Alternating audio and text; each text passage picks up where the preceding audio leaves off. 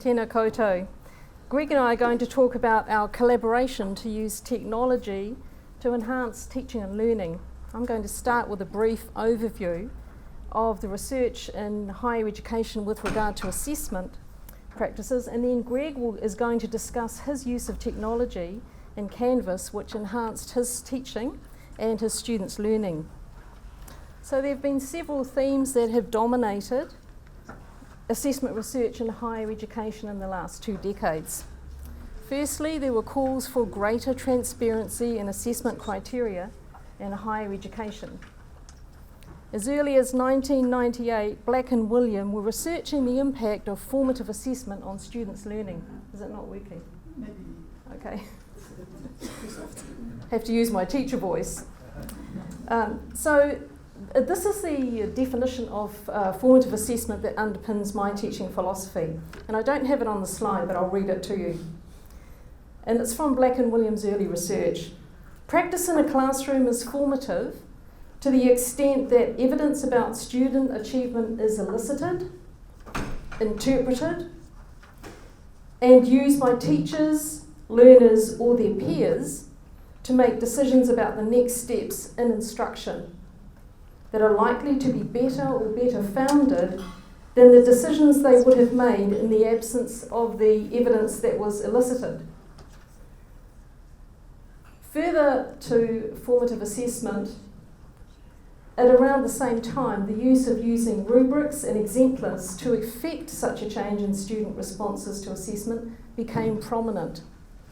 Sadler and many others have consistently advocated the use of a dialogic approach to assessment deconstruction between teachers and learners. I think we can all agree, although some of you may want to disagree and can do so on Slido, that the aim of higher education is to produce self-regulated learners who will be capable of managing their own learning and also capable of making a valuable contribution to society. A little later, peer assessment as a learning and teaching tool was explored by many, along with the importance of feedback and feed-forward. Most recently, the concepts of assessment literacy and feedback literacy have made their way into the literature. So this presentation brings them all together.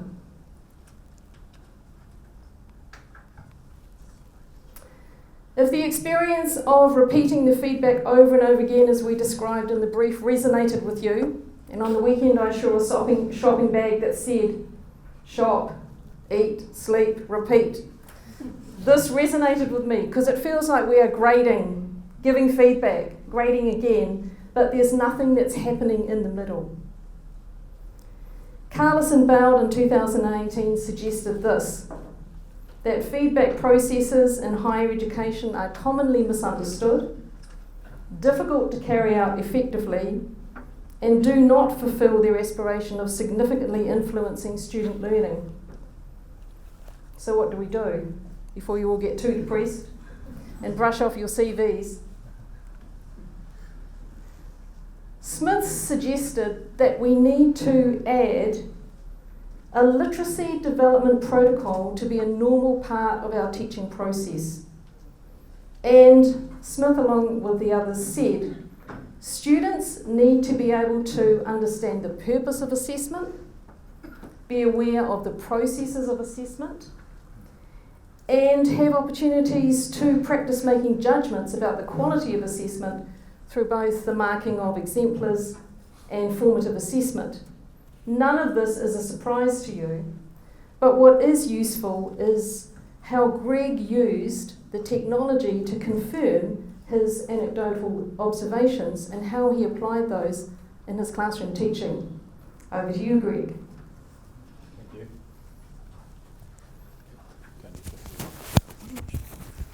I don't know. I need both. Both. Yeah. I think I didn't talk loudly enough. Can you hear me at the back? Yeah? Okay. So I just need to make sure I get recorded, I guess. Okay. So what I was doing is not much of that literature background. I was just standing in the classroom. The clicker's there. And so I just want to kind of share my experience about what it was with an example. And to obviously transmit that example to you, I need to give a little bit of background on the course that I'm talking about. So I'm talking about a course that we call Biz Management 716, which is a strategy capstone course. The students in the GSM, the taught master students, take this course on exiting the program, and it's meant for them to bring together a lot of what they have learned in their other classes in kind of a strategy capstone experience, so drawing on different elements. And essentially what they do as part of the course, we work with a live case, so we get out, find a company that has some sort of a strategic issue that they want us to work on, and we work on that strategic issue and we produce a report to that company at the end and send that report off to the company and hope they don't run away once they get the report. The report is very important for students because it counts for 50% of their grade. And so a lot of the course is structured around that report, around making sure that we can produce a report that has some value for the students in terms of learning, but also that has some value for the companies that will get that report in the end. So what they need to do is the company comes with a strategic problem, but most strategic problems are not very well defined, so it's not always very clear what actually is the problem. So students need to first define the problem, they need to come up with some sort of a solution to the problem, and they may need to make a recommendation about a course of action that the company needs to take. So this is just the background.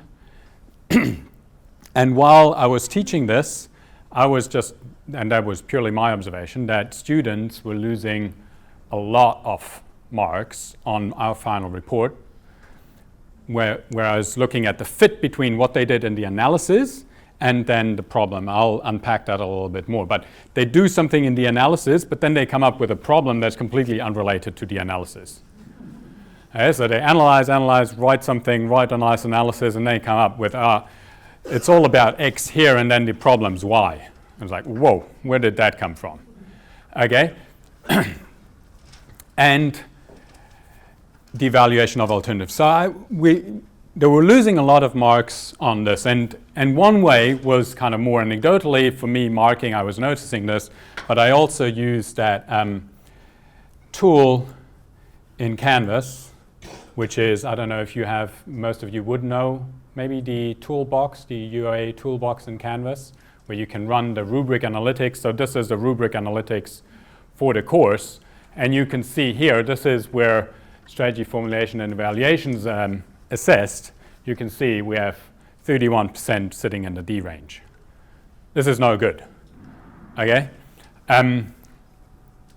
So I was thinking, well, how come? Why is this not working?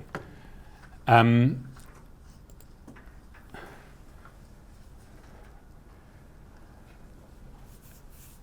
I wasn't quite clear about why this was not working. Why do they lose these marks? Because we provide a lot of feedback around this. So we have, for example, a draft report that is worth 10% of their mark, in which we highlight to every single student, look, there is a mismatch between your evaluation and your alternatives that you're proposing. So I wasn't quite sure, maybe it's not clear in my rubric. Maybe it's not clear from the feedback. I was going back. I think my rubric's quite clear. I was going back to the feedback. I think it's quite clear if I say, look, this doesn't match this, then what else should I be saying?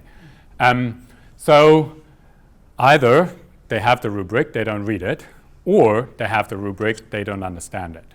These were kind of my two initial ideas. So I was thinking, okay, if I want to improve this, if I want to improve these 31% that sit in the D range on that part of the assessment, I need to come up with something where I can help them. So my approach, and I'm sure there's many different approaches that can be taken, but my approach was to basically come up with a way to make them read the rubric and for us to jointly work through the rubric and explain, what are some of the things that they can specifically look at in the feedback that they get, or specifically look at in their reports to create a better, for example, fit between the analysis and the problem that they come up with.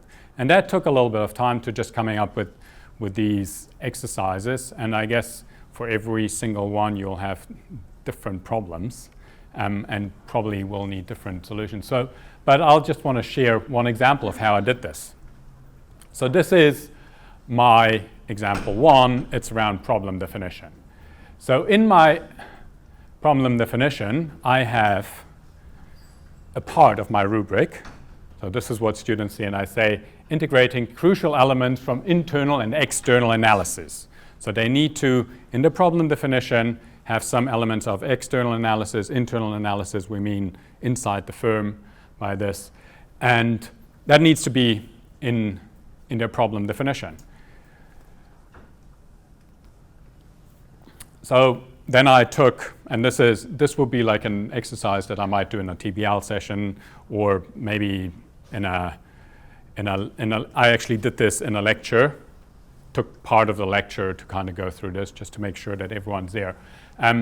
So often we have a problem statement that's something like this. The core problem the company faces is low brand awareness. So no one knows about the brand, so this is their problem.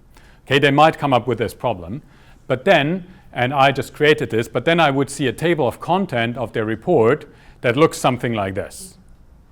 Okay? So me, having taught this course quite a few times, even without reading what they really wrote, I can see some issues. Okay, there's no market or customer analysis anywhere here. So if you don't have a heading where you discuss market customer analysis, this might be somewhere embedded here, and our reading would then reveal this. But as a quick check, I can tell, well, they're probably not analyzing customers enough to actually establish that brand awareness is something that's driving customer purchasing behavior in that particular industry. Secondly, there's probably too much irrelevant information. So I just showed this to them, making it explicit how I could approach their report, just looking at their table of content and already identify some of the issues that they might be facing.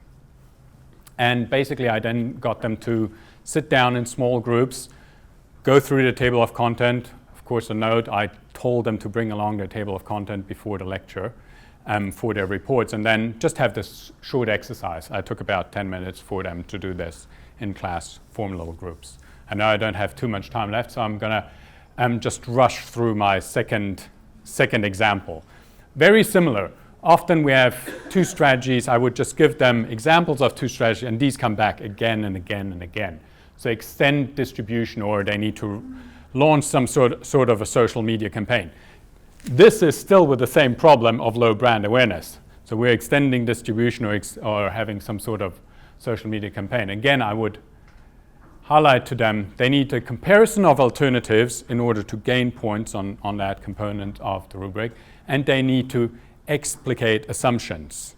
They need to state clearly how did they come up with the assumptions for some of the numbers that they might be using.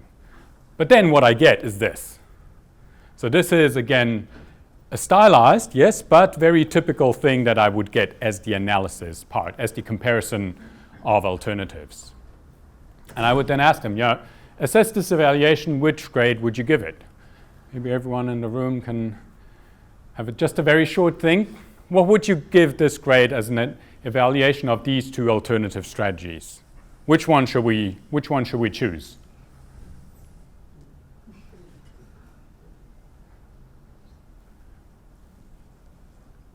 It's very clear, no, social B. And it's set up to be like a not, we don't even need to compare this because they made assumptions. Yeah, they probably calculated this, but they made assumptions that this is clearly going to win.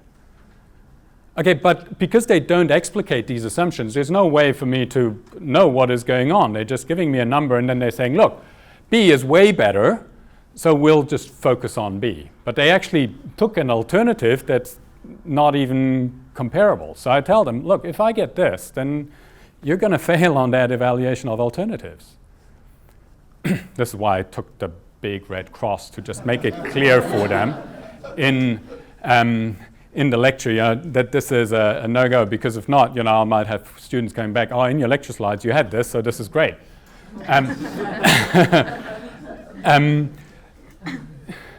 So basically then I don't need to go through this in detail, but then I try to explain to them why I think this is no good, why I think this is not enough for them to get grades. Because, for example, they need to have explanations and justifications for these.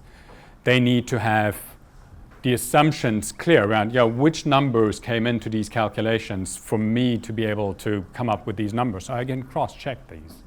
Again, I then get them to have a look at, so this is while we're working on our final reports. I get them to take the reports and have a look at what have I done? How am I currently evaluating these alternatives in small groups? Do I have something like this in here? In a small group, and discuss within that group. And well, these are basically the two examples that I wanted to share. And I think the specific examples are less important than what I found, just making explicit what I mean, for example, in my rubric, and how this feeds into my feedback, and how I expect them to address this type of feedback. I think this has helped a lot. So after I changed this part of the delivery of the course, I think the reports have gone up, or have become a lot better. Of course, this is a sample of 2 iterations or 3, so yeah, it might not work in the long run, but certainly in this course, it seemed to have worked quite well. Okay, questions?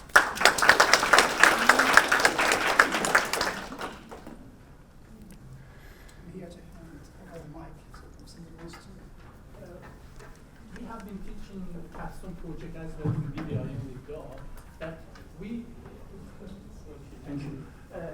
The problem is that how can you find, because New Zealand is a small country, real cases for a student and those companies who are willing to share the information with the student? Oh yeah, that's really difficult. I think finding good companies that are willing to share this type of information is very difficult. Every time we do the course, we struggle to find a company we could work with. We used to have Shamini, who had like a database of companies that she would help us find. So she would send send inquiries, kind of using some of the adjunct professors at the GSM who are connected to industry can sometimes work. Sometimes just my personal network or personal network of others on the teaching team. But it's a challenge, yeah. Yeah, so these are, the final report is individual assignment. Every student, and these are, last iteration was close to 80 students, I think. So these are 80 individual reports, final reports. We don't send all of the 80 to the companies, we only send the top 5 or 10. Because the company doesn't need 80 reports, and they're just gonna throw them in the bin. So Greg, the traditional or the common approach to helping students to see the foibles in assignments is to give them exemplars of previous assignments. So I suppose I've got a 2-part question. One, did you consider using that option? And if so, why do you see the option you have as a better approach? So we do give them exemplars of previous reports that people in this course have written at the very beginning of the class, so they know what they're working towards. It's actually a little bit tricky because when we sign up the companies, we don't necessarily tell them that we're going to freely circulate these reports, that they possibly gave us confidential information to get to. So yes, it was an idea we toyed with. How could we possibly use a report from the past to reiterate things? But we do already show them. But what I found, so with our feedback, I tell them, you're analyzing X and you're coming to the conclusion that Y is the right thing. How did you come? I do say this in my feedback. I highlight things on Canvas, saying this is irrelevant. I read the final report, it's still there, same section.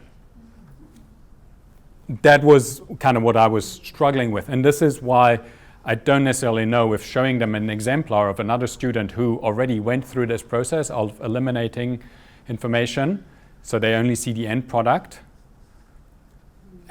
So maybe, having kind of the different iterations of a past report and seeing how they adjusted it based on feedback, that might be an idea.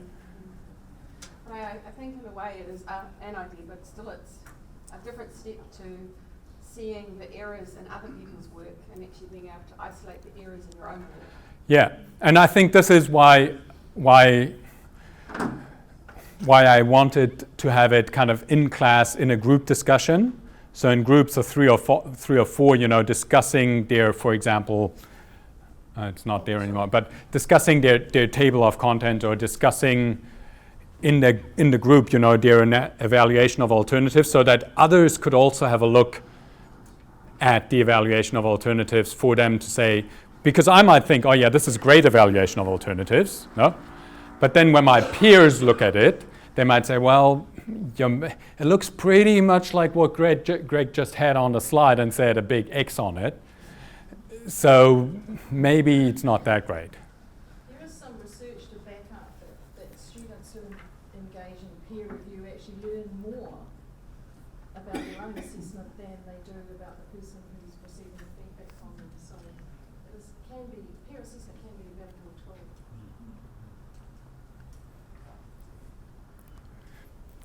This is the capstone course in a master's program.